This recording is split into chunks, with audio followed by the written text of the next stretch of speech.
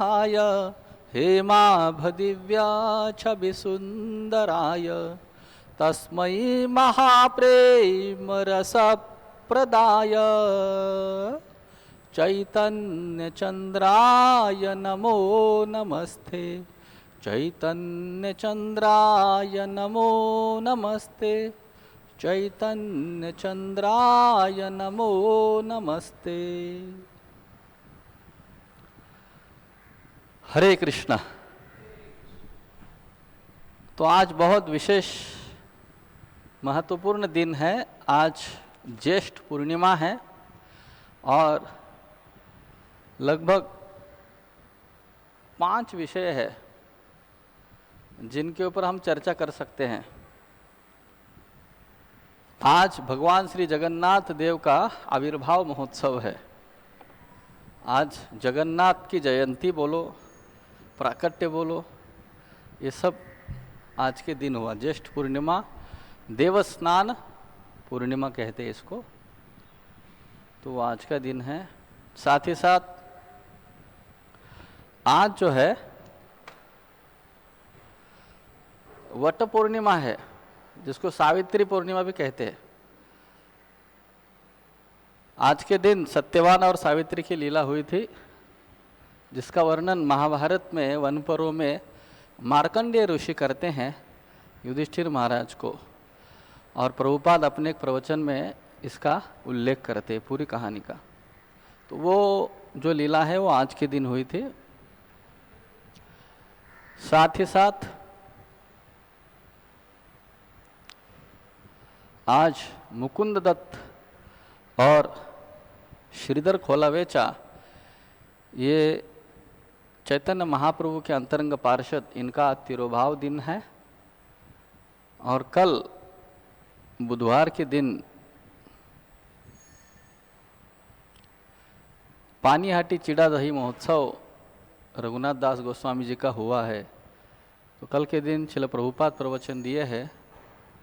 तो कल के तिथि के अवसर पर आज उनके ऊपर कहने के लिए हमें कहा गया है।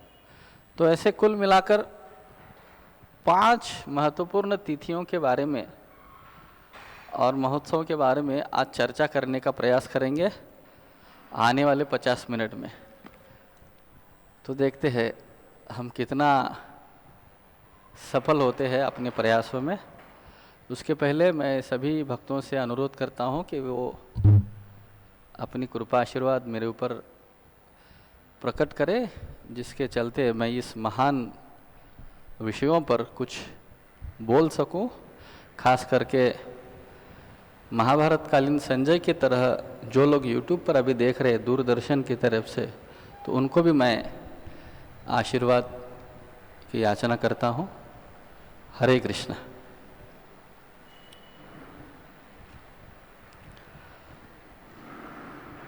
स्कंद पुराण का वर्णन है, ब्रह्मा जी के द्वितीय परार्ध में जब नील माधव जगन्नाथ के रूप में प्रकट होते हैं, तो उस समय महाराज इंद्रद्युम्न और गुंडीचा महारानी के निवेदन के हिसाब से, उनके अनुसार स्थापति विश्वकर्मा दारू ब्रह्म से जगन्नाथ, बलदेव, सुभद्रा और सुदर्शन देव को प्रकट करते हैं और वो स्वयं अप्रकट हो जाते हैं। तो वो ज्येष्ठ पूर्णिमा का दिन था और उसी दिन महाराज इंद्रद्युम्न ने जगन्नाथ जी का महाअभिषेक किया था, स्नान कराया था। वही दिन जो है वो जगन्नाथ का प्राकट्य दिन कहा जाता है, आविर्भाव दिन कहा जाता है। ऐसा कहिए आज जगन्नाथ का बर्थडे है। आज के प्रचलित भाषा में आज जगन्नाथ का बर्थडे बोलते हैं, जन्मदिन बोलते हैं, या प्रकट दिन आप बोलिए। जन्मदिन तो भगवान का होता नहीं, लेकिन प्रकट दिन है सूर्या में हम। तो इनकी लीलाएं तो हम सब लोग जानते हैं, सुन लिए हैं, बहुत कुछ हमने महात्माओं से प्राप्त किया है, तो उनके विश्लेषण में हम जाएंगे नहीं। लेकिन एक छोटी सी कहानी है। दक्षिण भारत के गणपति भट्ट नाम के एक विद्वान ब्राह्मण थे, जो गणपति के बहुत बड़े विद्वान थे और शास्त्रों के ज्ञाता थे। एक बार वो जगन्नाथपुरी आए थे, महाराज गजपति महाराज को मिले और उसके बाद वो जाने वाले थे। तो गजपति महाराज बोले कि कल ज्येष्ठ पूर्णिमा है, जगन्नाथ का आविर्भाव दिन है, जगन्नाथ स्नान करेंगे, आप उनका दर्शन करके जाइए। बोले नहीं नहीं नहीं, मैं गणपति के अलावा किसी को मानता ही नहीं, मैं नहीं आऊँगा बोलते। तो गजपति महाराज बहुत निवेदन किए तो उनके आग्रहस्तव गणपति भट्ट आते हैं जगन्नाथ जी का दर्शन करने, लेकिन मन में बहुत खेद होता है, ये क्या मैं जगन्नाथ के दर्शन के लिए आया गणपति को छोड़ के, गणपति मेरे आराध्य देव हैं। तो श्री जगन्नाथ जी के दर्शन के लिए जब आए तो उन्होंने देखा कि जगन्नाथ को सूंड नहीं है हाथी की तरह, और जगन्नाथ ने गणपति का रूप धारण करके उनको दर्शन दे दिया। तो इसीलिए आज आप जगन्नाथ का दर्शन देखोगे, उनकी सुनावेश होता है, बहुत सारे सोने के अलंकार भगवान को पहनाते हैं और साथ में एक सोने की सूंड भी रहती है हाथी की तरह। हाथी वेश, सुनावेश वो आज के दिन ही होता है। और जो कोई आज भगवान जगन्नाथ का दर्शन करता है स्नान यात्रा के दिन, वो सीधा उसको ये इसका मानव जीवन आखिरी जीवन है और सीधे भगवत धाम वो चले जाता है। जय जगन्नाथ बलदेव सुभद्रा महारानी की। साथ ही साथ आज वट पूर्णिमा है, जिसको प्रचलित महाराष्ट्र भाषा में वट सावित्री भी कहते हैं। एक बार युधिष्ठिर महाराज मार्कंडेय ऋषि को पूछते हैं कि क्या कोई द्रौपदी से भी ज़्यादा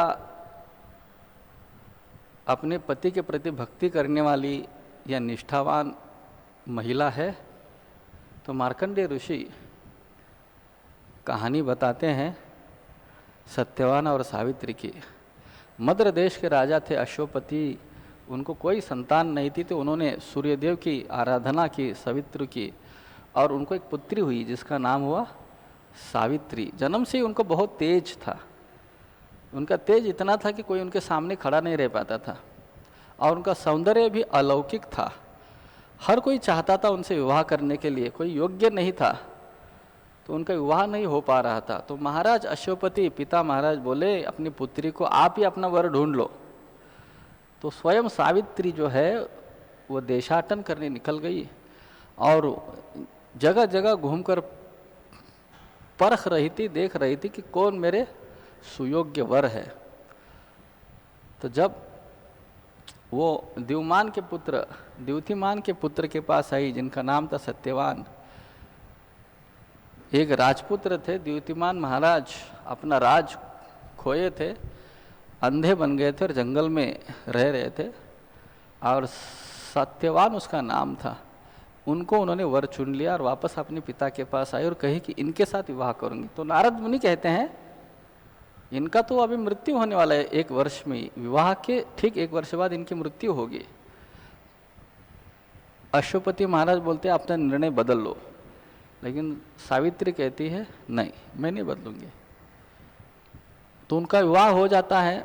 विवाह होने के बाद 3-4 दिन पहले ही, 1 वर्ष के 3-4 दिन पहले वो समझ गया अभी इनकी मृत्यु निकट आ गई है। तो जब वे जंगल में जाती हैं तो हर रोज इनका कार्य था सत्यवान का सूखी लकड़ियाँ तोड़ना और उसको बेचकर अपना उदर निर्वाह करना। तो ऐसे ही वो कुल्हाड़ी लेकर के जब सूखी लकड़ियाँ तोड़ने गए तो उसी पेड़ के नीचे बैठ गए और सावित्री की गोद में उन्होंने अपने प्राण त्याग दिए। और उसी समय सावित्री इतनी महान थी, उन्होंने देखा यमराज आए हैं अपने वाहन भैंसे के ऊपर बैठ करके और उनकी आत्मा को लेकर जा रहे। तो सावित्री उनके पीछे लगी और वो बहुत सुंदर तरीके से इसका वर्णन करते हैं। सावित्री उनके पीछे जाती है, मेरे पति को वापस दे दो, मेरे पति को वापस दे दो। तो उस समय यमराज जो है उनकी विद्वत्ता से बहुत, पहले तो उनके पति निष्ठा के प्रति बहुत प्रभावित हो गए और उनको कई प्रश्न पूछते हैं और हर मोड़ पर जब वो चल रहे थे तो हर मोड़ पर सावित्री इतना अच्छा उत्तर देते थे कि यमराज बहुत प्रसन्न हो गए। धर्म क्या है, अधर्म क्या है, वगैरह वगैरह बहुत सारे प्रश्नों के उत्तर देती है। तो यमराज बहुत प्रसन्न हो जाते। बोले बेटी मैं आपके ऊपर बहुत प्रसन्न हूँ, आप जो वरदान मांगना है मांगो, सिवाय आपके पति के, बाकी कुछ भी मांग सकते हो। तो सावित्री महाबुद्धिमान होती है, वो कहती है कि मेरे सास और ससुर दोनों अंधे होते हैं, मेरे सासू माँ और मेरे ससुर ये जो दोनों हैं वो उनके पोते, मेरे सासू माँ और ससुर के पोते, उनका इकलौता पुत्र था सत्यवान, उनके पोते 100 हो जाए, उनको 100 पुत्र प्राप्त हो जाए पोते के रूप में, और वे सब राजकुमार हुए और वो अपनी आंखों से देखे। एक ही वरदान दिया था, एक ही वाक्य में उन्होंने सब कुछ मांग लिया। मेरे सास और ससुर अपने 100 पोतों को राजकुमार के रूप में अपनी आंखों से देखे। तो आंखों से देखने के लिए तो आंखें आने चाहिए, फर्स्ट ऑफ ऑल अंधापन उनका दूर जाना चाहिए। दूसरा, राजकुमार होने के लिए राज जो चला गया था वापस आना चाहिए, बराबर। और तीसरा, अभी 100 पोते कैसे होंगे, जब तक सत्यवान मृत है तो सावित्री को पुत्र कहाँ से होंगे, तो सत्यवान को जीवित करना पड़ेगा। और यमराज ये तथास्तु बोल देते बिना सोचे, क्योंकि उनके ऊपर बहुत प्रभावित होते हैं, उनके पति निष्ठा के ऊपर, बोलते तथास्तु। फिर यमराज, अरे इसने तो फंसाया मुझे, बोले बेटे तो बहुत बुद्धिमान है और उस प्रकार उनको सत्यवान को वापस कर देते। और फिर सावित्री उधर वरदान मांगती, इनकी आयु बहुत होनी चाहिए, 400 साल जीते सत्यवान। और आगे तो बहुत विश्लेषणात्मक है, हमें तो गौरलीला में प्रवेश करने, इसलिए मैं बहुत संक्षिप्त रूप में बोल रहा हूँ। तो 400 साल सावित्री के साथ सत्यवान रहते और उनको 100 पुत्र हो जाते जो राजकुमार होते। और ये सब कौन देखता है, उनके दादा दादी, पुत्रों के दादा दादी। तो इससे हमें क्या सीखना है, ये तो प्रभुपाद ये कथा अपने प्रवचन में बोलते हैं, इसलिए मैं यहाँ पर बोल रहा हूँ, पहली बात। दूसरी बात, ये तो महाभारत में आती है, इससे हमें क्या सीखना है। अगर एक पतिनिष्ठ पत्नी अपने पति के लिए इतना प्रयास करती है, असंभव को संभव बनाती है, तो भगवान सात्वताम पति, हम वैष्णवों के पति है भगवान श्री कृष्ण। भागवत कहता है ध्येय पूजश्च नित्यदा, उनके ऊपर हमें ध्यान करना चाहिए और उनका पूजन करना चाहिए। तो उनके लिए हमें कितने प्रयास करना चाहिए, सत्यवान और सावित्री से भी ज़्यादा करने चाहिए, क्योंकि पति तो इस शरीर के बाद चला जाएगा, उसके बाद क्या है,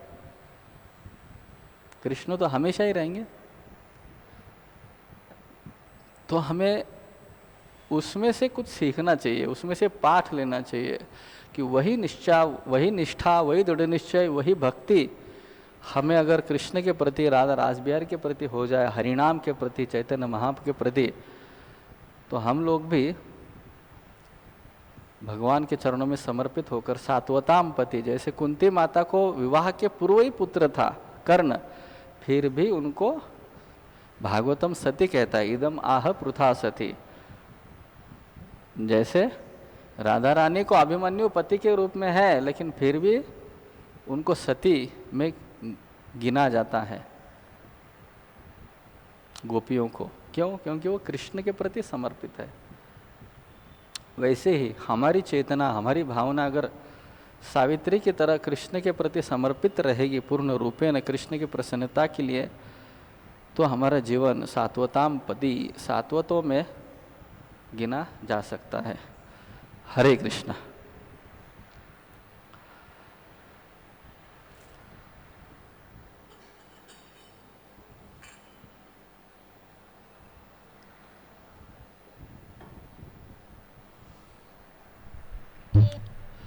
श्री चैतन्य महाप्रभु की लीला में एक बहुत महान भक्त थे जिनका नाम था श्रीधर खोलावेचा, श्रीधर पंडित कोलावेचा। ये तो उनको ऐसे नाम मिला था क्योंकि वो केले के पत्ते और केले के जो द्रोणा वगैरह बनते थे उनके साग निकाल करके उसको बेचते थे, केले के फल इत्यादि।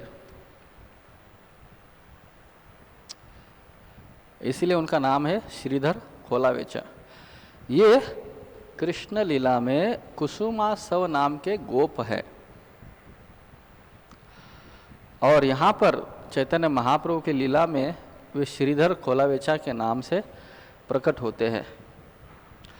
अभी बंगाल में उस समय अभी भी पानी बहुत है, जगह जगह पुकुर है, कुंड है, जलाशय है, और ख़ास करके नदियाँ में हर जगह पानी है। वहाँ पर जहाँ केले के बगीचे इर्द गिर्द सब जगह है, उस समय वहाँ पर केले के पत्ते या द्रोणा वगैरह बेचना मतलब हिमालय में जाकर रेफ्रिजरेटर का व्यवसाय करने की तरह कि आप इसको ले लो। कोई लेगा? Air conditioning machine, refrigerator Himalaya में बांटने आप जाओगे बेचने, कितना मुश्किल है। उस तरह से बंगाल में उस समय केले के पत्ते हर एक के घर पे है, हर एक के पिछवाड़े में है, हर एक के आंगन में केले के पत्ते, हर एक का बगीचा है, कौन लेगा? इस तरह से उनका जो मार्केट था हमेशा डाउन ही रहता था। सबसे पहले उनके शेयर्स जो थे वो हमेशा कम ही रहते थे। और वो एक पर्णकुटी में रहते थे,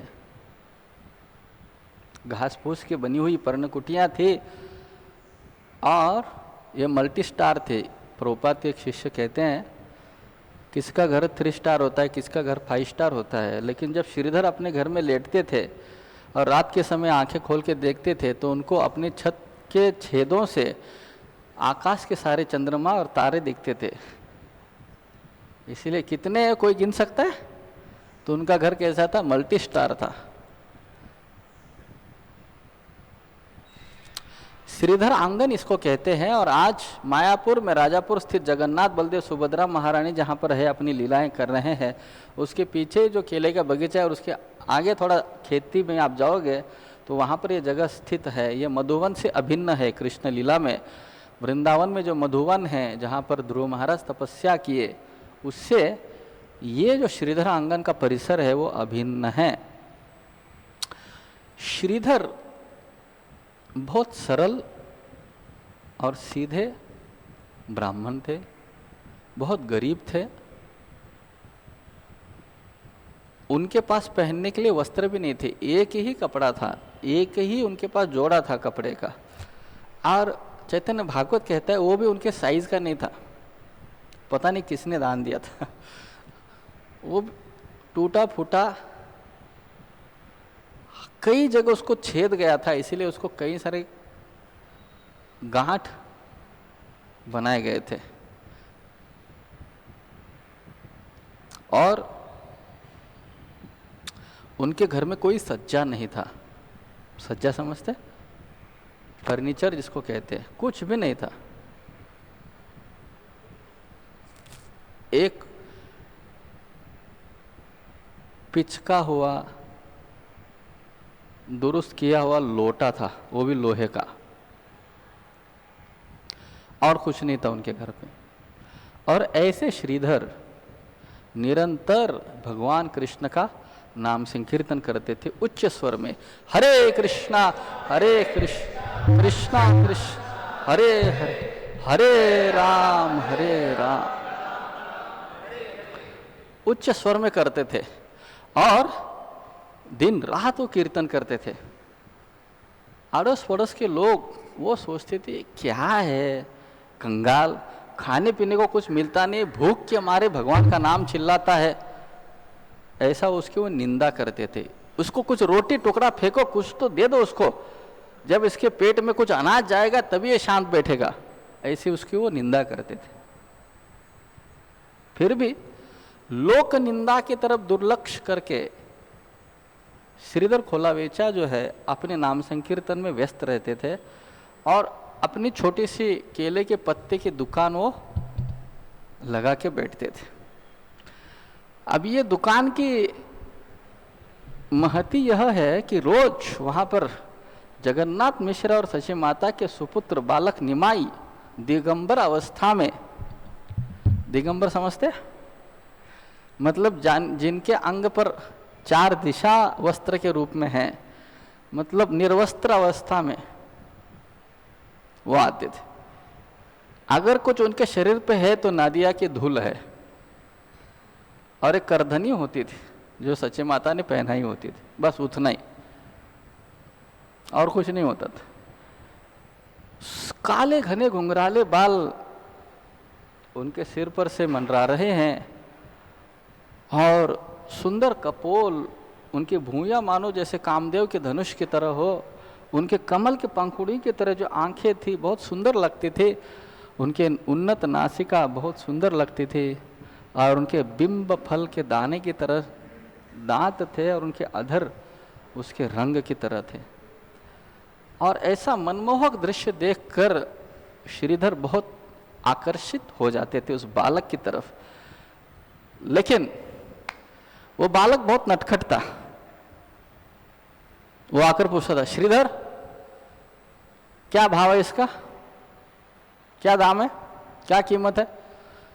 अभी श्रीधर का एक नियम था, जो भी बाकी दुकानदार कुछ नियम लगाते थे उससे बहुत कम इनकी कीमत होती थी केले के पत्ते की, और जो भी मुनाफा उनको मिलता था इसका 50% वो गंगा माता की सेवा में लगाते थे। तो श्रीधर बोले, एक फलाना कीमत वो बोलते हैं कि ये है। ऐसे कैसे, इतना महंगा दे रहे, मैं नहीं लूंगा इतना महंगा, मेरे को आधी कीमत में दे दो। बोले, अरे बहुत कम दाम में लगाया है, इससे कम कीमत में आपको कहीं नहीं मिलेगा, मेरे पास ही मिलेगा।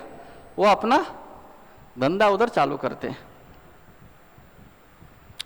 बोले नहीं नहीं बहुत महंगा है, इतना पैसा कमा के कहाँ रखोगे आप, हाँ कहाँ रखने वाले हैं, इतना महंगा महंगा माल बेच रहे हो आप, मुझे नहीं चाहिए इतना महंगा, मेरे को आधी कीमत में देते हो कि नहीं देते बोलो। और चैतन्य भागवत वर्णन करता है, एक दूसरे की हुड़ाहुड़ी लगती थी, धक्का मुक्की होती थी, एक ही पत्ते को दोनों पकड़ दे, मुझे चाहिए नहीं दूंगा, मुझे चाहिए नहीं दूंगा, ऐसा उनका आगे पीछे होता था। और कई बार तो निमाई धक्का दे करके वो हिसकी मार करके वो केले का पत्ता लेकर भाग जाते थे, और श्रीधर उनके पीछे लगते थे, फिर वापस आते थे। तो ऐसा रोज का चलता था। श्रीधर बोले, मैं तो 50% तो गंगा माता की सेवा में लगाता हूं, आप क्यों इतना, आप मेरे से झगड़ा करते हो, झगड़ा मत करो मेरे से, मैं बहुत प्रामाणिकता से आपके साथ व्यवहार कर रहा हूं। गंगा की सेवा में लगाते हो, गंगा दुर्गा दासी मोर महेश मोर किंकर, अरे गंगा तो मेरे चरणों से आती है, दुर्गा देवी तो मेरे दासी है, शंकर ब्रह्मा जी तो मेरे दास है, उनकी सेवा करने से अच्छे डायरेक्ट मेरी सेवा करो ना प्रत्यक्ष रूप से, मैं उनका स्वामी हूँ। तो श्रीधर दोनों हाथ कान को लगाते, कृष्ण कृष्ण कृष्ण कृष्ण। और वो कहते हैं, जैसे जैसे उम्र बढ़ती जाए तो बालक है वो परिपक्व बनते हैं, गंभीर बन जाते हैं, तुम तो दिन ब दिन नटखटता बढ़ाते जा रहे हो, शरारती होते जा रहे हो। ऐसा वो अपने कानों को हाथ लगा करके पश्चाताप करते हैं। निमाई बोलते, श्रीधर बताओ मेरी पहचान क्या है, मैं कौन हूं। तुम तो एक ब्राह्मण बालक हो, ब्राह्मण हो, मैं आपको प्रणाम करता हूँ, ब्राह्मण हो इसीलिए मैं आपका सम्मान करता हूँ। नहीं नहीं नहीं, तुम मेरे को जानते ही नहीं श्रीधर, मैं ग्वाला हूँ, ग्वाला गैया चराता हूँ, और ये जो आप गंगा वगैरह इनकी सेवा कर रहे हो ये मेरे दास दासियाँ हैं। तो श्रीधर बहुत परेशान हो जाते, क्या बोल रहे ये बालक, कितना नटखट है, लेकिन इतना आकर्षक होता है कि श्रीधर को उनकी जो संगत है बहुत अच्छी लगती थी। तो एक बार बहुत सोचे श्रीधर, बोले क्या करें क्या करें क्या, ठीक है इसको मैं ऐसे रोज मुफ्त में दे दूंगा तो मुझे ये संभव नहीं है, मैं पहले ही कंगाल हूँ, इसको रोज ऐसे ही कैसे दे दूँ मैं। सोचते फिर बाद में बोलते जाने दो, झगड़ा करने से अच्छा दे ही देता हूँ, भगवान कहीं और से दे देंगे। ऐसा सोच के बोलते, निमाय आप लेके जाओ, आपको मैं रोज मुफ्त में दे देता हूँ, रोज केले के पत्ते दोना जो है भी चाहिए आपको लेके जाओ मुफ्त में। बोले ठीक है एक ही देना, ज़्यादा मत देना, मेरे को उससे ज़्यादा ज़रूरत नहीं है। हाँ और अभी आपकी सूझबूझ आ गई है, अभी आप अच्छे हो गए हो, अभी आप होशियार हो गए, आप समझ गए मेरे को मुफ्त में देना होता है सब कुछ, पैसा नहीं लेने का मेरे से। ऐसा कह के रोज़ निमाई जो है उनके यहाँ से केले के पत्ते, दोना, जो भी चाहिए वही लेके जाते थे। जय श्री श्री राधा राज बिहारी सीताराम लक्ष्मण हनुमान गौनीताय भगवान की जय, श्रील प्रभुपाद की जय। और जब तक चैतन्य महाप्रभु निमाई पंडित संन्यास लीला तक जो भी भोजन प्रसाद ग्रहण किए सच्ची माता के घर पर, ये इनके केले के पत्ते में ग्रहण किए। एक बार निमाई बोलते, श्रीधर ये क्या है, कृष्ण कृष्ण कृष्ण रात और दिन रटते रहता है, जोर जोर से चिल्लाता है, क्या दिया कृष्ण ने आपको? घर देखो पर्णकुटी, वो भी टूटी फूटी, कपड़े देखो एक ही कपड़ा अंग वस्त्र है, धंधा नहीं चल रहा है, सब कुछ खंगाल है, कुछ दिया नहीं कृष्ण ने आपको, क्यों कर रहे? वो देखो आपके पड़ोसी दुर्गा देवी की भक्ति कर रहे, काली माँ की भक्ति कर रहे, कितना पैसा धन दौलत माता ने उनको दिया है, आप करो ना उनकी तरह। बोले देखो निमाय, क्या फर्क पड़ता है धन दौलत आए या नहीं, लेकिन जीवन यापन तो उनके तरह ही करना है ना। कोई राजा हो वो भी खा रहा है, मैं भी खाता हूँ, कोई राजा सोता है मैं भी सोता हूँ, वो भी अपना रक्षण करता है, मैं भी अपना शरीर यापन कर रहा हूँ, और वही साधर्मता है। फर्क तो क्या है हम दोनों में, तो इसलिए मैं जो है उसमें संतुष्ट हूँ कृष्ण भक्ति में, मुझे और कुछ करने की ज़रूरत नहीं है। और फिर वापस उनका झगड़ा होता है, और इस बार वापस वो छीन के लेके जा रहे होते और उनका धक्का मुक्की हो जाता है जोर से। बोलते एक काम करो, आगे से मेरे पास नहीं आने का, अब किसी और दुकान में चले जाओ, वहाँ से ले लो। क्यों? दूसरी दुकान में क्यों जाऊँ मैं? तुम्हारे जैसा जब मुझे स्थिर स्थावर सप्लायर है, स्टेडी सप्लायर मुझे जब मिला है, तो मैं दूसरे के पास क्यों जाऊँ? मैं जाऊँगा नहीं, मैं आपसे ही लेके जाऊँगा। तो उस दिन की बात है, तब से वो हर रोज़ उनके केले के पत्ते में खाते थे। ऐसा सौभाग्य था श्रीधर खोलावेचा का, उनकी भक्ति इतनी महान थी। एक दिन श्रीवास आंगन में जब श्री निमाई पंडित जो हैं महाप्रकाश लीला प्रकट करते हैं, 21 प्रहरीय महाप्रकाश लीला, और इस महाप्रकाश लीला में वो श्रीधर के जो विग्रह है, उनका जो पूजा घर है, वहाँ पर आकर भगवान के आसन पर बैठ जाते और श्रीधर को कहते, श्रीवास आंगन, श्रीवास ठाकुर का जो घर है, उनके जो पूजा घर है, वहाँ पर वो भगवान के आसन पर आकर बैठ जाते और बोलते, श्रीवास मेरा अभिषेक करो। तो सभी भक्त गंगा जी से अनंत घड़ों से पानी लाते और उनका अभिषेक करने लगते। ये ऐसी लीला है जिसमें साक्षात निमाई पंडित जो है वो जाहिर रूप से घोषणा करते हैं कि वे भगवान श्री कृष्ण ब्रजेंद्र नंदन श्याम सुंदर रास बिहारी हैं, और सबको अपना अपना निजी रूप दिखाते हैं। वहाँ पर एक पानी भरने वाली बुढ़िया महिला थी, उसका वो पहले उद्धार करते, उनका नाम पूछते क्या है? दुखी। आज से आपका नाम होगा सुखी। तो आचार्यगण बताते कि हम लोग भौतिक जीवन में दुखी ही रहते, जब हम चैतन्य महाप्रभु की सेवा में आते हैं तब हम सुखी हो जाते, चाहे हमारा नाम आनंद भी क्यों ना हो, लेकिन हम तो दुखी ही रहते। तो फिर हर एक भक्त को अपना मनोवांछित वरदान देते हैं, कृपा प्रदर्शित करते हैं। श्रीवास ठाकुर को वो कहते हैं कि कैसे वो देवानंद पंडित के आश्रम के यहाँ उनको उठाकर फेंका गया था, और कैसे उनको श्रीमद् भागवतम का निरूपण श्री स्वयं चैतन्य महाप्रभु करते हैं श्रीवास ठाकुर को। अद्वैत आचार्य को श्रीमद् महाप्रभु वहाँ पर विश्वरूप दिखाते हैं, और मुरारी गुप्ता को सीता राम लक्ष्मण हनुमान जी का रूप दिखाते हैं। और श्री निमाई पंडित कहते हैं जाओ श्रीधर को बुला कर लाओ। कोई नहीं जानता था श्रीधर कौन है, तो भक्त लोग पूछते कौन है श्रीधर, कौन है श्रीधर? तो वो कहते हैं कि जाओ उस दिशा में। निमाई बोलते किस दिशा में जाना है, और किधर भी आपको हरिनाम की आवाज़ आ रही है तो श्रीधर की होगी, आप जाकर लेके आओ। तो सब भक्त जाते हैं, और बराबर श्रीधर आंगन के आजू बाजू आते हैं तो उनको हरिनाम की आवाज आती है, हरे कृष्णा कृष्ण कृष्ण हरे हरे, हरे राम हरे। तो वो जाते हैं और श्रीधर को बोलते हैं, श्रीधर आपको निमाई पंडित ने बुलाया है, आपका सौभाग्य कितना है, साक्षात ब्रजेंद्र नंदन की लीला वो कर रहे हैं, आप चलिए अभी। तो श्रीधर वहीं पर बेहोश हो जाते हैं कि वही निमाई जिसने अभी संकीर्तन आंदोलन प्रारंभ किया है, जो मेरे केले की दुकान पर आकर झगड़ा करता था, वो मेरे पर इतनी कृपा कर रहे हैं, तो उधर बेहोश है, तो भक्त लोग उठा कर लेके आते उनको और निमाई के चरणों में डाल देते। और जैसे ही श्रीधर आंखें खोल करके देखते हैं तो वहां पर क्या दिखता है उनको, कृष्ण बलराम उनको दर्शन देते हैं। और उस समय वहां पर निमाई पंडित श्री गौरंग महाप्रभु उनको कहते कि श्रीधर आप भूल गए, आप हमारे सखा हो, कुसुमासव मधुवन में हम लीला करते थे, तब हम ऐसे ही मस्ती करते थे, आप कुछ प्रार्थनाएं अर्पण करो। श्रीधर बोलते हैं कि हे भगवान, मैं तो निरक्षर हूं, मैं अशिक्षित हूं, मुझे कुछ ज्ञान नहीं है, मैं क्या आपको प्रार्थनाएं अर्पण करूं।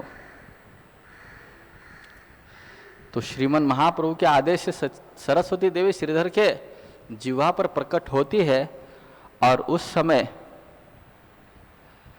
श्रीधर जो है वो प्रार्थनाएं अर्पण करने लगते हैं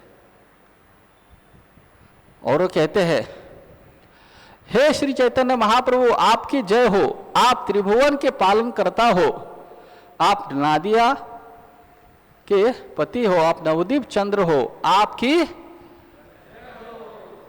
निर्जल एकादशी होके 2 दिन हो गया मेरे ख्याल से, जोर से बोलो, आपकी हे करोड़ों ब्रह्मांड के नायक आपकी, हे सची माता के पुत्र आपकी, जो चारों वेदों के लिए गुह्य है आपकी, हे ब्राह्मणों के त्राता आपकी, आप युग युग में धर्म का प्रचार करने के लिए आते हो आपकी, आपकी सही पहचान आप छुपाकर आए हो और यहाँ पर अपनी कृपा बांटने के लिए आए हो आपकी, आप धर्म के मूर्तिमान स्वरूप हो, आप पुण्य के मूर्तिमान स्वरूप हो और आप भक्ति के भी मूर्तिमान स्वरूप हो और आप ध्यान के मूर्तिमान स्वरूप हो आपकी।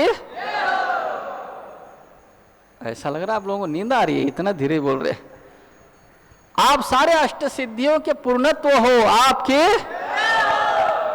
आप श्रद्धा के मूर्तिमान स्वरूप हो और आप जो है सभी जीवों का मोह दूर करने वाले हो आपके, आप इंद्र हो, आप चंद्र हो, आप अग्नि हो, आप वरुण हो आपके, आप सूर्य हो, आप वायु हो आपके, आप ऐश्वर्य हो, आप शक्ति हो आपकी, आप भक्ति हो आपकी, आप मुक्ति हो आपकी, आप ब्रह्मा हो आपकी, आप शिवजी हो आपकी, सब कुछ आपका है आपकी।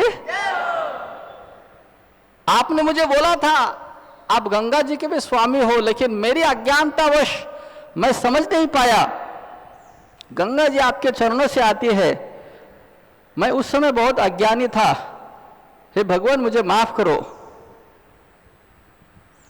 आपने पूर्व जन्म में गोकुल को पवित्र किया था, अभी आप नादिया चंद्र बन गए हो, नवदीप पति हो गए हो आपकी, शुद्ध भक्ति आपके शरीर में विराजमान है आपकी, भक्ति के प्रभाव से भीष्मदेव ने आपको पराजित किया था और भक्ति के प्रभाव से ही यशोदा मैया ने आपको बांध के रखा था।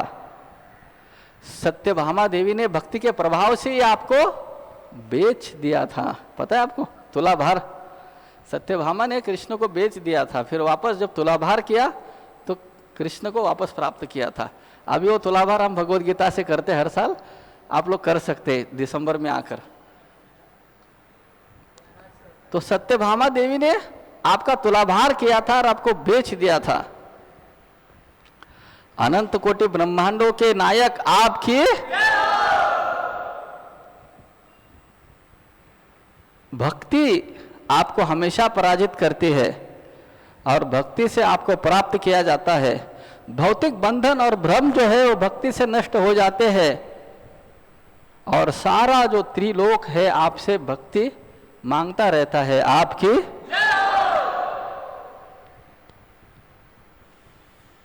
और इस प्रकार जब भक्तों ने देखा कि बहुत सुस्पष्ट रूप से जब श्रीधर विद्वत्तापूर्ण प्रार्थनाएं अर्पण कर रहा है तो भक्त लोग बहुत प्रभावित हो गए श्रीधर के प्रति और वो बोलने लगे जय जय। जो ईर्ष्या रहीन है वही जोर से बोल सकता है जय जय, और जिसको ईर्ष्या रहीन होना है वही जोर से बोल सकता है जय जय। श्रील प्रभुपाद के एक महान शिष्य है, उन्होंने कहा भगवत धाम जाने का सबसे शॉर्टकट मार्ग आपको बताता हूं, आपको सुनना है? बिना कुछ किए भगवत धाम जाने का सबसे शॉर्टकट मार्ग आपको सुनना है? बोलो जय जय। तो वो कहते हैं अगर कोई भक्त भक्ति में प्रगति कर रहा है तो उसके तरफ देख के आप प्रसन्न हो जाओ हृदय से कि देखो देखो ये भक्त कितना अच्छा जप कर रहा है, कितना अच्छा प्रचार कर रहा है, कितना अच्छा प्रभुपाद की सेवा कर रहा है, पुस्तक वितरण कर रहा है, कितना अच्छा मंदिर बनाया, कितने अच्छे भक्त बनाए, कितना अच्छा भगवान की आरती कर रहा है, भोग बना रहा है, माला बना रहा है। बस वो देखकर आप हृदय से प्रसन्न हो जाओ, वो सुनकर आप प्रसन्न हो जाए। भले आप करें ना करें, चाहे आप 10 करोड़ का मंदिर बनाए ना बनाए, लेकिन आकर कोई आपको बोले कि उसने 10 करोड़ का मंदिर बनाए, ये सुन के आप अगर हृदय से उल्लासित हो जाते हो, आनंदित हो जाते हो, तो आप भगवत धाम जा सकते हो केवल सुन के। आप ना भी बनाए, एक फूल की माला भी ना बनाए, लेकिन आप प्रसन्न हो जाते कि देखो देखो उस भक्त ने कितना अच्छा माला बनाया। हृदय से ईर्ष्या रहित होकर तो हम भगवत धाम जा सकते हैं। आप चाहे भगवान का एक भी भोग ना बनाए हो, लेकिन हृदय से प्रसन्न हो जाए कि उस भक्त ने कितना अच्छा भोग बनाया है और कितने अच्छे तरह से अर्पण किया है। ये हृदय से जब हम जान लेते हैं और मान लेते हैं और स्वीकार कर लेते हैं और खुश हो जाते हैं, प्रसन्न हो जाते हैं, तो हम भगवत धाम चले जाते हैं। भले आप एक सब्जी का दाना भी मत काटो, ये शॉर्टकट है भगवत धाम जाने का। हृदय से सब भक्त के ऊपर प्रसन्न हो जाना कि कितना अच्छा उन्होंने किया है, ये शॉर्टकट है भक्ति को शुद्ध भक्ति प्राप्त करने का। ऐसे एक प्रभुपाद के बहुत महान संत शिष्य बोलते हैं। तो इस प्रकार से सारे भक्त बोलते हैं जय जय कृष्ण कृष्ण। तो ऐसा बोलने से ना भी किया हो तो हमें सारा क्रेडिट मिल जाता है, वो जो भक्त किया है। कृष्ण हमारे हृदय स्वच्छ करते ईर्ष्या से।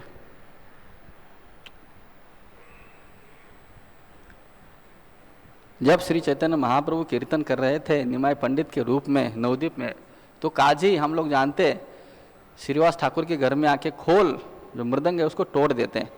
फिर श्री निमाय पंडित के नेतृत्व में प्रभुपाद कहते हैं भारत का पहला असहकार आंदोलन प्रारंभ हुआ और हजारों लाखों भक्त हाथ में मशाल लेकर चांद काजी के घर पर आक्रमण करते हैं और चांद काजी का उद्धार करके निमाय पंडित वापस आते हैं। और आते समय वो कहाँ आते? श्रीधर आंगन में, और वहाँ पर वो विश्राम करते हैं। और उस समय वहाँ पर श्रीधर के पास जो लोहे का टूटा हुआ पिचका हुआ लोटा था, उसका वर्णन आचार्यगण करते हैं कि वो इतना खराब था, इतना पिचक गया था और इतने बार दुरुस्त किया गया था कि अगर कोई बहुत जरूरतमंद चोर भी उसको चोरी करने का सोचता और वो लेके जाता तो कुछ देर बाद वापस लाके रखता था, ये किसी काम का नहीं है करके।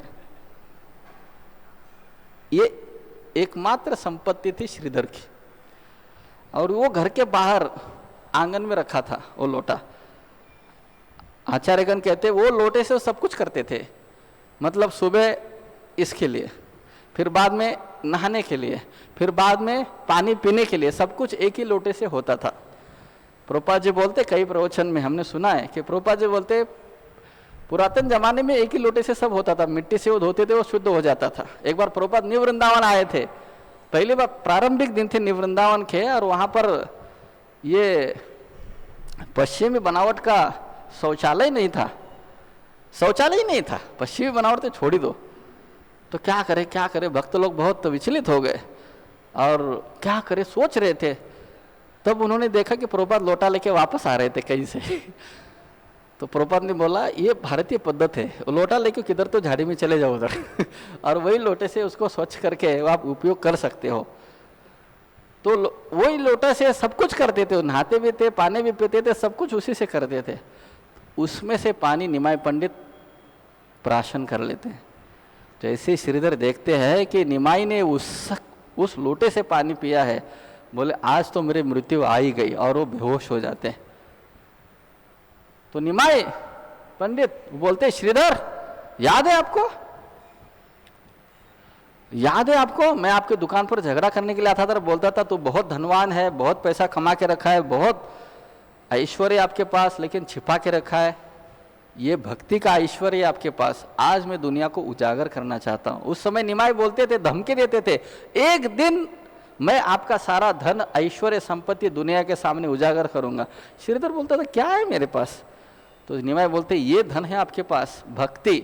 और महाप्रकाश लीला में निमाई बोलते हैं कि श्रीधर मांगो कुछ वरदान मांगो, बोलते कुछ नहीं चाहिए, नहीं मुझे प्रसन्न करेगा आप कुछ वरदान मांगोगे, मेरा दर्शन कभी विफल नहीं जाता, कुछ ना कुछ मांगो। तो श्रीधर बोलते हैं कि वही निमाई बालक वो मेरी दुकान पर रोज आए और मेरे साथ झगड़ा करे केले के पत्ते के लिए, यही मुझे वरदान दो, और कुछ वरदान मुझे नहीं चाहिए। तो ऐसा सौभाग्य था श्रीधर खोलावेचा का। मकर संक्रांति के दिन 1511 में श्री निमाई पंडित संन्यास ग्रहण करके श्री चैतन्य महाप्रभु बनते हैं। लेकिन उसके एक दिन पहले रात को जब वो अपने भक्तों से बात करते हैं, चैतन्य भागवत में वर्णन है, महाप्रभु उस समय बोलते हैं वहां पर, अगर आप लोग मुझे प्रसन्न करना चाहते हो तो निरंतर रूप से बोलो हरे कृष्णा कृष्ण कृष्ण हरे हरे, हरे राम। उस समय श्रीधर वहां पर एक कद्दू लेके आते हैं, क्योंकि श्रीधर के पर्णकुटी के ऊपर एक कद्दू की लता होती है और उस पर कद्दू आते थे। एक कद्दू लेकर श्रीधर आ जाते, निमाई को देते, निमाई वही कद्दू सची माता को देते और उसमें से बोलते कि इसके दूध की खीर बनाओ।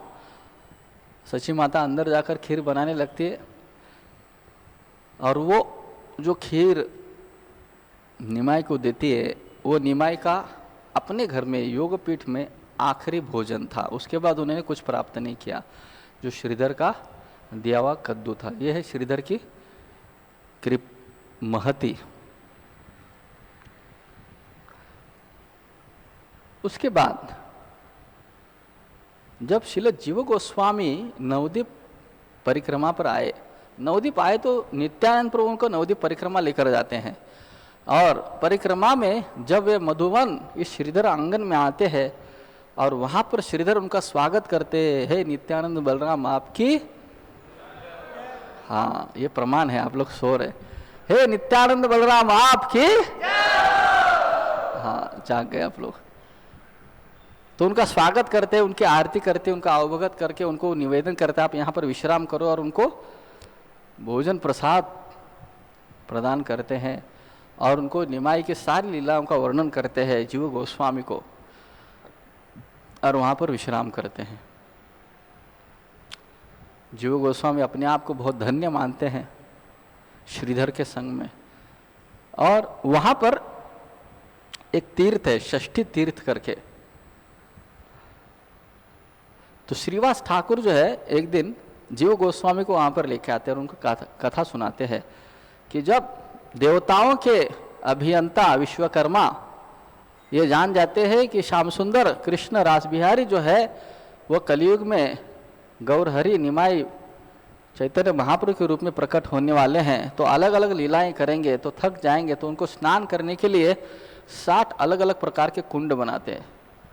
तो वो उधर है, श्रीधर आंगन के इर्द गिर्द है, तो उसमें वो स्नान करते हैं और चैतन्य महाप्रभु स्वयं उसमें स्नान करके श्रीधर के पास विश्राम कर देते, तो वो वहाँ पर है।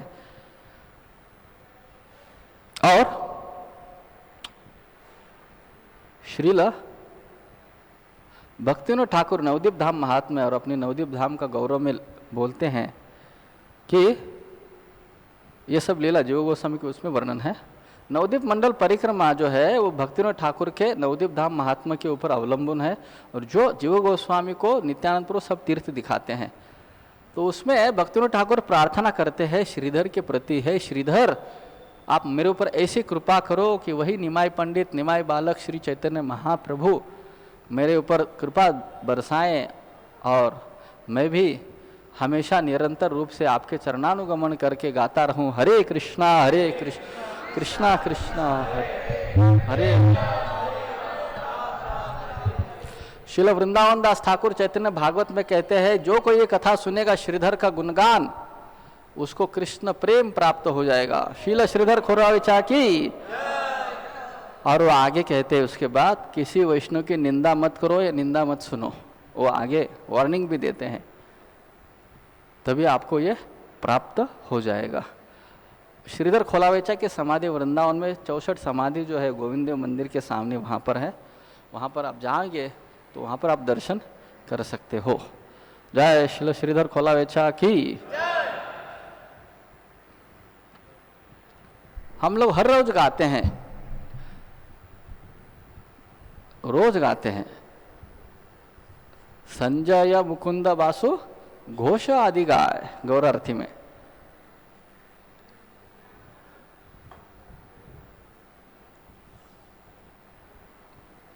तो चैतन्य महाप्रभु के कुछ गायक प्रमुख थे, जिसमें एक है वासु घोष, गोविंद घोष, माधव घोष, ये 3 भाई थे, घोष ब्रदर्स एंड कंपनी, ये 3 घोष थे।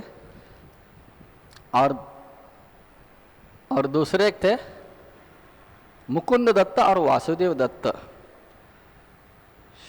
गौर गणोद्देश दीपिका में कहा गया है कृष्ण लीला में ये स्निग्ध कंठ और मधुकंठ थे, ये राधा कृष्ण के गुणगान करते हैं और बहुत मधुर स्वर में गाते हैं।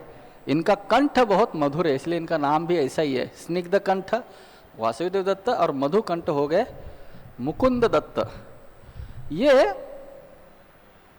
निमाई के क्लासमेट थे, सहपाठी थे, सह अध्यायी थे, और उनकी पाठशाला का नाम था गंगादास पंडित प्राइमरी स्कूल। तो उसमें ये दोनों सीखते थे, दोनों साथ में थे, मुकुंद और निमाई। वैसे तो इनका स्थान था मामगच्छी, जहाँ पर वृंदावन दास ठाकुर का जन्म स्थान है। मामगच्छी को जाने के लिए प्रभुपाद इसका हमें मार्गदर्शन चैतन्य चरितामृत में करते हैं। अभी जाना है तो आप प्रभुपाद घाट से मायापुर में नौका लेकर 1-1.5 घंटा उल्टी दिशा में गंगा जी के चले जाए तो वहाँ पर मामगच्छी आ सकती है, वहाँ पर इनका स्थान है। तो मुकुंद दत्त जो है वो निमाई के सहपाठी थे, सह अध्यायी थे, क्लासमेट थे, साथ में पढ़ते थे। और जब निमाई बहुत जल्द ही बहुत बड़े विद्वान पंडित बन गए, निमाई पंडित हो गए, तो वो बहुत बड़े तर्क शास्त्री हो गए और जगह जगह पर वैष्णवों को पकड़कर उनके साथ विवाद करते थे। कभी वो गदाधर पंडित को पकड़ते थे, हाथ से पकड़ करके बोलो गदाधर मुक्ति का अर्थ क्या है, और उनके साथ विवाद करते थे। कभी कभी वो मुकुंद दत्त को पकड़ते थे, मुकुंद बताओ जीवन का उद्देश्य क्या है। मुकुंद बोले कृष्ण भक्ति करना। गलत, बिल्कुल गलत। जीवन का उद्देश्य है मुक्ति प्राप्त करना। फिर स्वयं वेदों के स्रोत निमाय पंडित जब बोलना चालू करते थे तो प्रतिस्पर्धी मुकुंद गदाधर या बाकी भक्तों का जो युक्तिवाद था उसको वो खंडन करके अपना युक्तिवाद सिद्ध करते थे, और कुछ देर बाद जो आप स्वयं का युक्तिवाद है उसको खंडित करके दूसरे का युक्तिवाद वो सिद्ध करते थे। कैसा तू जो बोल रहा है वही सही, मैं जो बोल रहा हूँ गलत है, उसको सत्य करते थे। और कुछ समय बाद नहीं मैंने जो बोला था वही सत्य है और तुमने जो बोला था वो गलत है। इस प्रकार से कई बार उल्टा सीधा सीधा उल्टा उल्टा सीधा इतना हो जाता था, कई घंटे निकल जाते थे। और वो वैष्णव पूरा कान पकड़ते थे, क्या करे, और ये हाथ पकड़ के करके विवाद करता था, भागे नहीं करके। तो एक बार मुकुंद ने दूर से देखा, वहां से निमाई पंडित आ रहे, तो उसने अपना रास्ता बदल करके उसने अपना ट्रैक चेंज किया और वो निकल गया। और उन्होंने देखा, मुकुंद मुकुंद रुको रुको रुको, मुझे, मैं जानता हूं तुम क्यों रास्ता बदल के भाग रहे हो, तुम वैष्णव हो और मैं कृष्ण भक्ति के कुछ बात नहीं करता, केवल शुष्क तर्क वितर्क करता हूं, इसलिए आप भाग रहे हो। एक दिन देखो मैं ऐसा भक्त बनूंगा, ब्रह्मा शिव शंकर सारे मेरे संग लेने के लिए आएंगे। रुको, कहां जा रहे हो, बात करो मेरे से, तर्कशास्त्र करो, मेरे को पराजित करके दिखाओ। सब वैष्णव भाग जाते थे, कहां से भागे करके। और सब लोग जब आपस में मिलते थे अद्वैत आचार्य के घर में, गदाधर पंडित, मुकुंद, शुक्लांबर ब्रह्मचारी, ये सब लोग जब मिलते थे सोचते थे निमाई दिखने में तो बहुत सुंदर है, जैसा हमारा कृष्ण के प्रति आकर्षण है वैसे ही इसके प्रति हो जाता है, लेकिन जब ये बोलना चालू करता है तब गड़बड़ हो जाती है। हे कृष्ण, इसको भक्त बनाओ। तो जब निमाय पंडित ईश्वरपुरी की कृपा से महान वैष्णव बन जाते हैं तो श्रीवास आंगन में कीर्तन प्रारंभ करते। और श्रीवास आंगन में जो कीर्तन होता था उसमें से गाने वाले प्रमुख थे मुकुंद दत्त। और इनका जो मूल जन्म स्थान था वो छटक ग्राम था, वहां से थे। और वहीं से पुंडरिक विद्यानिधि आए थे नवद्वीप। पुंडरिक विद्यानिधि बहुत महान वैष्णव थे, बहुत महान वैष्णव थे। और ये वृषभानु महाराज के अवतार थे। तो चैतन्य महाप्रभु राधा रानी के भाव में अपने पिता कह के बुलाते थे, बाप पुंडरिक करके पुकारते थे।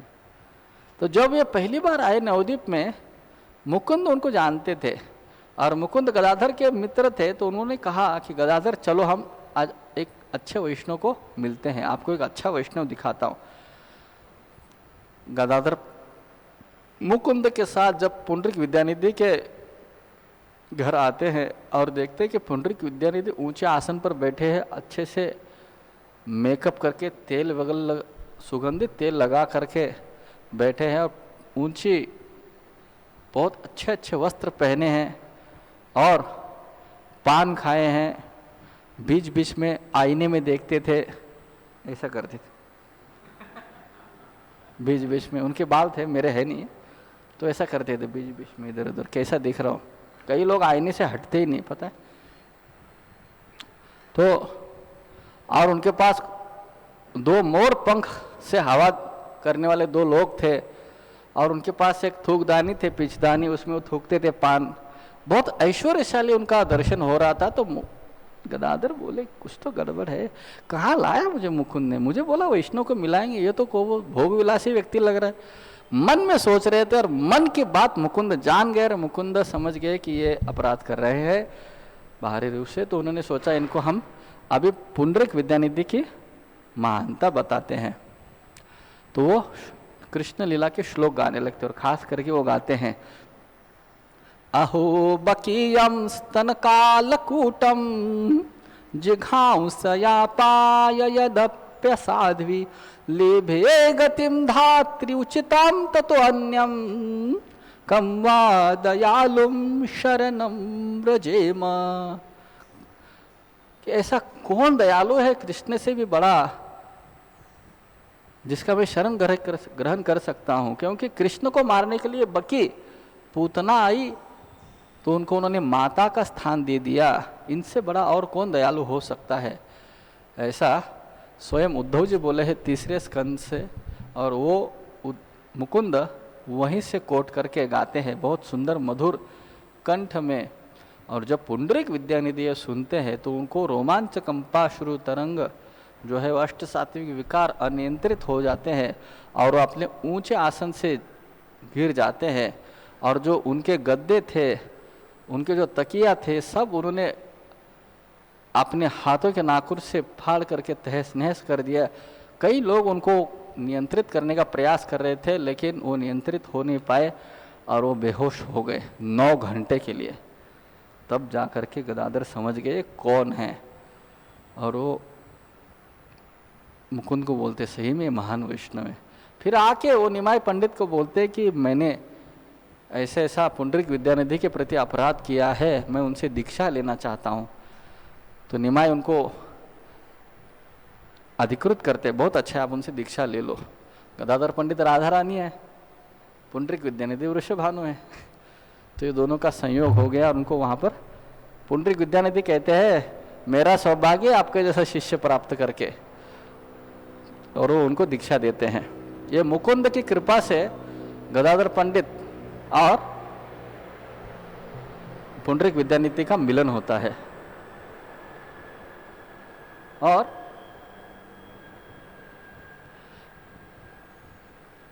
जब श्रीमन महाप्रभु महाप्रकाश लीला प्रकट करते हैं तो उस समय सबको वरदान दे रहे थे। कृष्ण बलराम का दर्शन उन्होंने श्रीधर खोलावेचा को दिया, हर एक को अपना अपना वांछित दर्शन वो दे रहे थे। और सब भक्त बोले मुकुंद को कृपा करिए, मुकुंद आपकी प्रतीक्षा कर रहा है। बोले नहीं मुकुंद बिल्कुल नहीं, वो ढोंगी है, वो यहाँ पर भक्ति की चर्चा करता है और बाकी मायावादियों के साथ जाकर के मायावाद की चर्चा करता है। यहाँ पर मेरा गुणगान करता है और बाहर जाकर हाथ में लोहे का सली लेकर, लोहे का जो औजार है वो लेकर के मेरे सिर में मारता है। उसको मैं बिल्कुल कृपा नहीं करूंगा, क्योंकि मायावाद का वर्णन महाप्रभु इस प्रकार से करते हैं वहां पर, उसको मैं बिल्कुल कृपा नहीं करूंगा। तो मुकुंद यह सब सुन के बहुत रोने लगे, बहुत रोने लगे। और सब भक्त प्रार्थना करने लगे, कुछ बोले नहीं भक्त। तो मुकुंद बोलते हैं कि महाप्रभु को पूछो कब मेरे को कृपा मिलेगी। तो महाप्रभु बोलते हैं 1 करोड़ जन्म के बाद, 10 मिलियन, 1 करोड़ जन्म के बाद इसको कृपा मिलेगी, तब तक नहीं मिलेगी। गुस्से से बोलते हैं। तो मुकुंद बहुत खुश हो जाते हैं, तत्ते अनुकंपाम सुषमिक्ष मानो, वो नाचने लगते। बस 1 करोड़ जन्म, बस 1 करोड़ जन्म के बाद, एक जन्म कितने साल का होता है सोचो आप, बस 1 करोड़ जन्म के बाद मुझे महाप्रभु की कृपा मिलेगी। तत्ते अनुकंपाम के भाव में, कृतज्ञता के भाव में वो नाचने लगते हैं। तो महाप्रभु उसका भाव देख करके उसके 1 करोड़ जन्म को अभाव कर देते हैं, बोलते हो गया तेरे 1 करोड़ जन्म। तो उसको बुलाओ बोलते अभी। तो सब भक्त हो जाते हैं, अरे चलो चलो, महाप्रभु बोल रहे हैं, अरे बस 1 करोड़ जन्म, बस 1 करोड़ जन्म। वो बोलते रहते हैं, उसको उठा के लाते हैं भक्त और महाप्रभु के चरणों में समर्पित करते हैं। बोलते हैं कि ये जो आपका धीरज है, आपका धैर्य है, ये भक्ति का प्रतीक है। जैसे रूप गोस्वामी कहते हैं उत्साह निश्चय धैर्यात, जब उत्साह है तो बहुत मुश्किल है धीरज रखना। उत्साह है तो बहुत मुश्किल है धीरज रखना। उत्साहवश व्यक्ति कुछ भी कर लेता है, तुरंत खाना पीना, समझो गुलाब जामुन और रसगुल्ला तुरंत खा लेते हैं उत्साह से, सुबह से शीघ्रम कह के हम चालू कर देते हैं। उत्साह है तो धीरज रखना बहुत मुश्किल है। तो यही प्रतीक है, उत्साह में जिस व्यक्ति को धीरज होता है ये उसकी श्रद्धा का प्रतीक है। जब श्रद्धा 100% होती है तभी जाकर के उत्साह में धीरज आ सकता है, नहीं तो नहीं आता। वही प्रभुपाद ने दिखाया, 40 साल वो भारत में उत्साह से प्रचार किए, लेकिन उनका धीरज कितना था, क्यों था? क्योंकि उनको अपने गुरु के शब्दों में विश्वास था। फिर जब चांद काजी की तरफ चैतन्य महाप्रभु अपना आंदोलन लेके गए, उस समय कीर्तनिया थे मुकुंद दत्त। मुकुंद दत्त के कीर्तन के आवाज से ही निमाय पंडित ने सन्यास लिया था। सन्यास लीला में मुकुंद दत्त ही कीर्तन कर रहे थे। और जब शांतिपुर में सन्यास के बाद 10-12 दिन रहे तो उस समय मुकुंद दत्त बहुत सुंदर तरीके से गाते हैं। महाप्रभु राधा रानी के भाव में आते हैं, और वो राधा रानी के तो भाव में है ही, वो अवतारी राधा रानी के भाव में है। लेकिन अलग अलग समय 24 घंटे में राधा रानी का भाव अलग अलग समय अलग अलग प्रकार से होता है। दोपहर 12 बजे अलग होता है, 3 बजे अलग होता है, 6 बजे अलग होता है, 9 बजे अलग होता है, रात को 12 बजे अलग होता है, ब्रह्म मुहूर्त में अलग होता है। ये भाव अलग अलग तरंग है।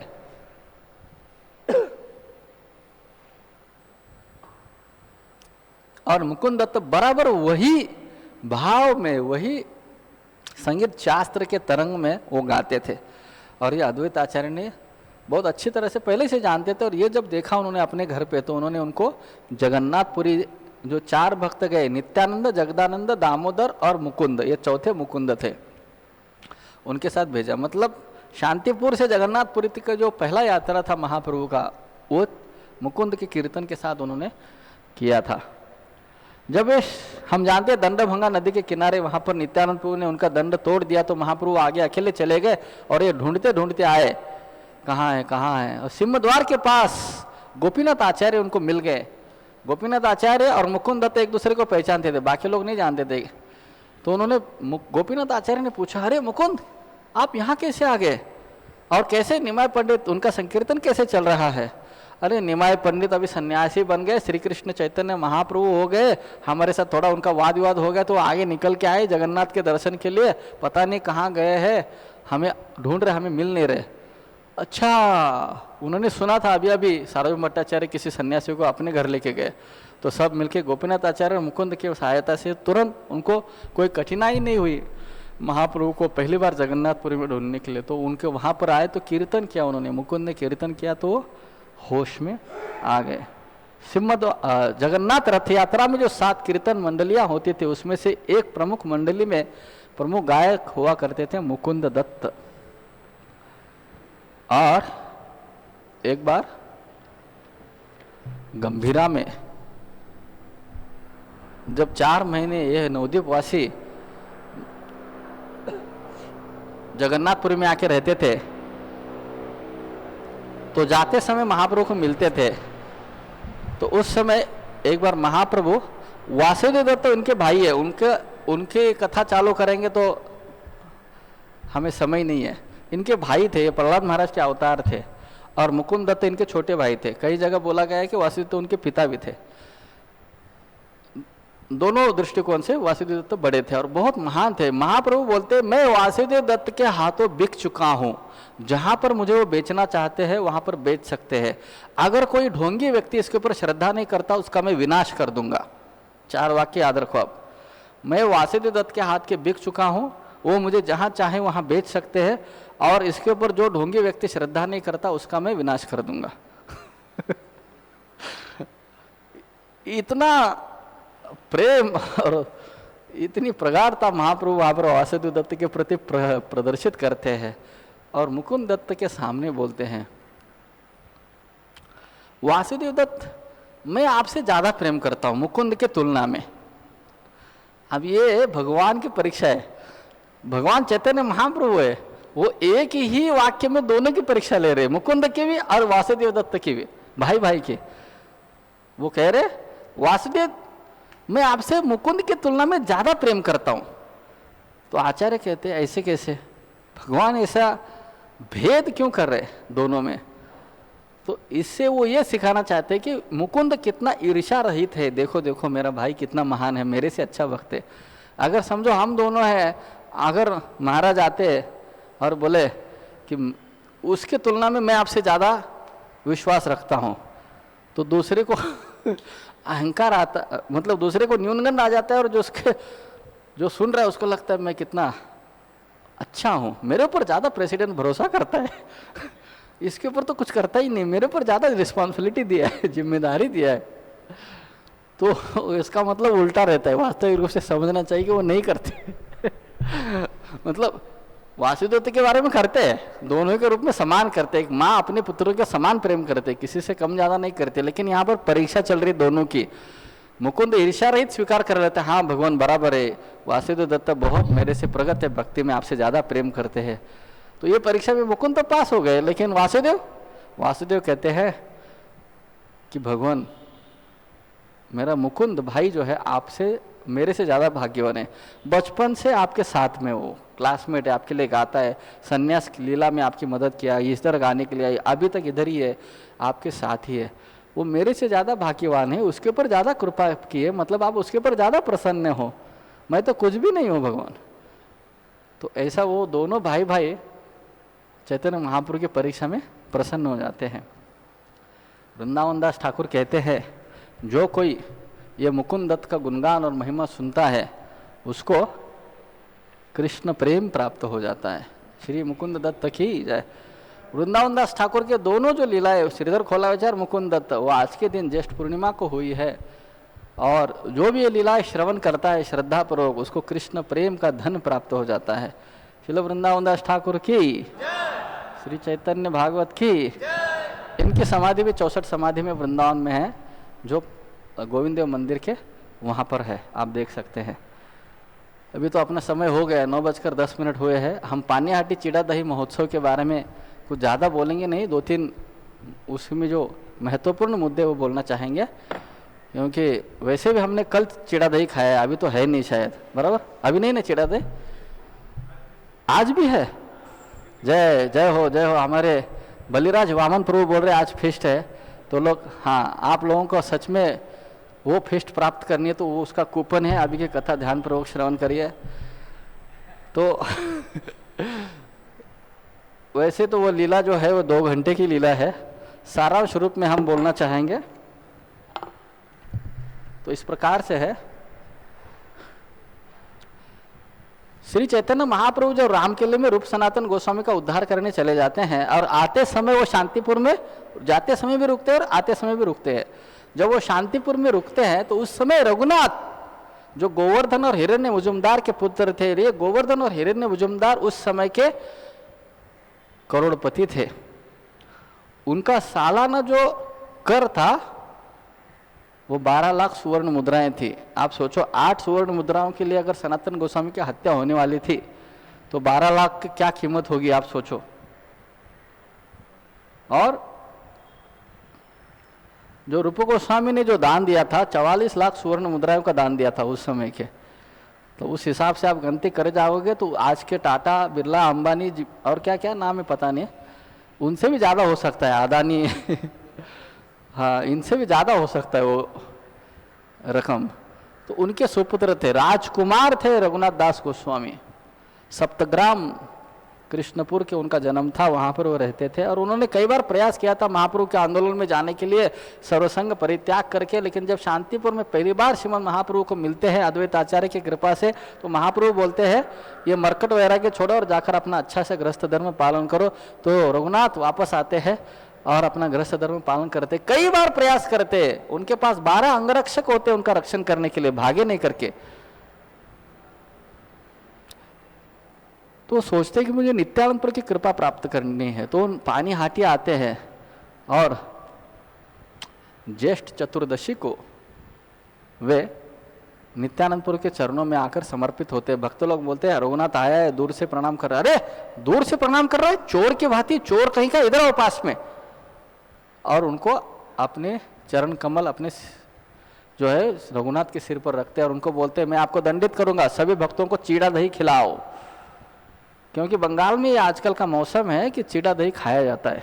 तो बोले, और वो चीड़ा दही का वर्णन इतना लंबा है, इतना लंबा है, क्या बोलूं मैं आपको। आप लोग आज हो सके तो अंत्य लीला का 6ठा अध्याय पढ़िए, रघुनाथ दास गोस्वामी की महिमा, और उसमें चीड़ा दही का वर्णन है। 1-2 मटके लेते, एक में दही के साथ भिगोते सारे ड्राई फ्रूट्स के साथ, और दूसरे को बासुंदी में, बासुंदी जानते, दूध का आखिरी स्तर, हाँ, तो वो दूध के साथ उनको मिलाकर सबको बांटते हैं और सब भक्त खाते हैं।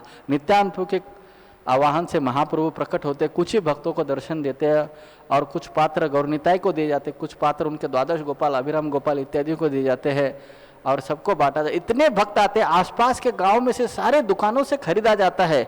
आप सोचो, करोड़पति का राजपुत्र बालक खरीदने जा रहा है तो डबल भाव दे के लेता था और सब लाके आता था, सब लोग आके, इतना बड़ा महोत्सव था। आप पढ़िए उसका वर्णन, क्या क्या था उसमें। बैठने के लिए जगह नहीं थी, लोग गंगा जी में जाके खड़े होके खा रहे थे। और नित्यानंद प्रभु ने अपने हाथों से महाप्रभु को खिलाया, हर भक्तों के मटके से लेकर के, और जो अवशेष थे वो रघुनाथ को दे दिए। और महाप्रभु ने उनको आशीर्वाद दिया और चले गए। और उस दिन मुकाम किया और दूसरे दिन रघुनाथ जो है वो नित्यानंद के प्रति समर्पित हो जाते हैं और कहते हैं कि मुझे चैतन्य महाप्रभु की सेवा में लगाइए। तो नित्यानंद की कृपा के बिना कोई भी चैतन्य महाप्रभु की सेवा में नहीं लग सकता।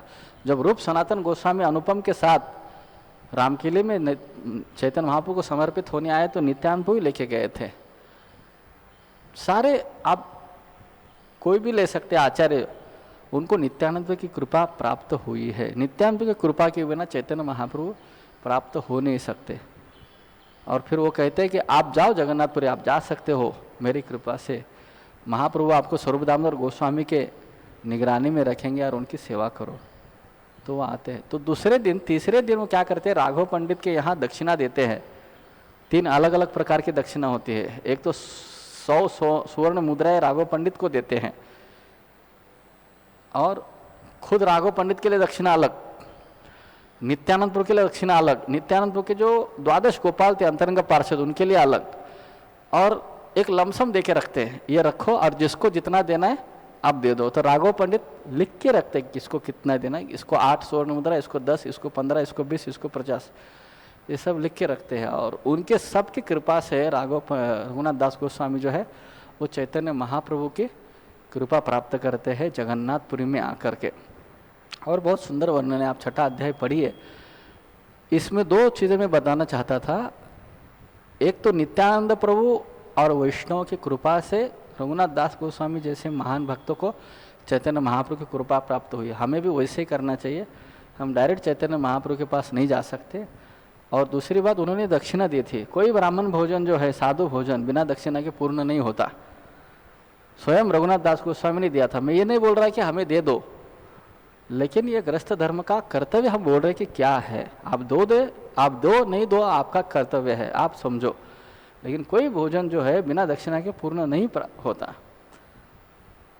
तो वो रघुनाथ दास गोस्वामी ने इस लीला में प्रकट किया है। और फलश्रुति यह है, जो कोई ये पानीहाटी चिड़ा दही महोत्सव और रघुनाथ दास गोस्वामी का महिमा वर्णन श्रवण करेगा, उसको चैतन्य महाप्रभु के चरणों का आश्रय प्राप्त होएगा। जय श्री पानीहाटी चिड़ा दही महोत्सव की, श्री जगन्नाथ बलदेव सुभद्रा महारानी की, श्री देव स्नान पूर्णिमा महोत्सव की, श्रीधर खोलावेचा की, श्री मुकुंद दत्त की, श्री वट पूर्णिमा महोत्सव की, श्री चैतन्य भागवत की, श्री चैतन्य चरितामृत की, जगत गुरु शिल प्रभुपाद की, गौर प्रेमानंदे। अभी हम जयानिल प्रेमधन गाएंगे, ठीक है। प्रश्नोत्तर के बजाय ये हम सत्र ले रहे हैं, क्योंकि समय बहुत हुआ है और हमें अभी अभी प्रभु जी ने सूचित किया है कि मेजबानी वहाँ पर हमारे लिए प्रतीक्षा कर रहे। चिड़ा दही है, देखो आप लोगों ने ध्यान पूर्वक श्रवण किया, इसका प्रमाण है। मुझे पता नहीं था चिड़ा दही आज भी है।